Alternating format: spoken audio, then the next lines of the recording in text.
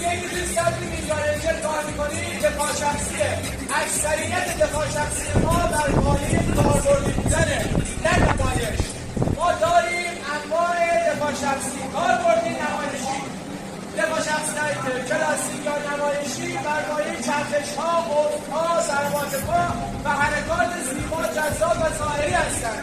ولی از اونجایی که ما به نیروهای مبارز معروف هستیم، باید درصد کاربردی حرکاتمون رو بالا ببریم، چون یکی از اولویت‌های ما درگیری خیابانیه.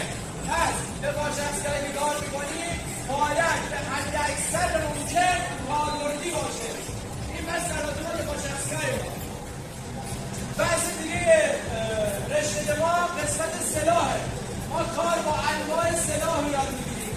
باز هم از کاربردی، هم از نمایشی. یعنی شما هم اجرای فرم و تکنیک رو توی سلاح یاد می‌گیرید، هم استفاده از اون سلاح رو. سلاح‌هایی که توی اینجا کار می‌کنیم هیچ گونه محدودیتی نداره.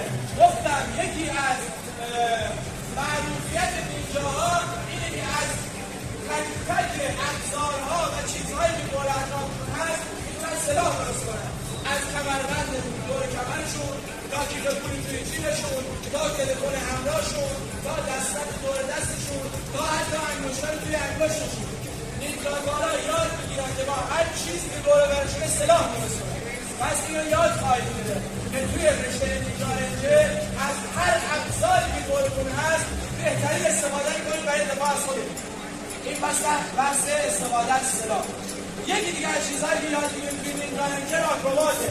انواع حرکات نمایشی، چرخشی، فرشی و پارکور که شما توی نیمکارنجه یاد خواهید گرفت. این چیزهایی که شما توی این رشته یاد میگیرید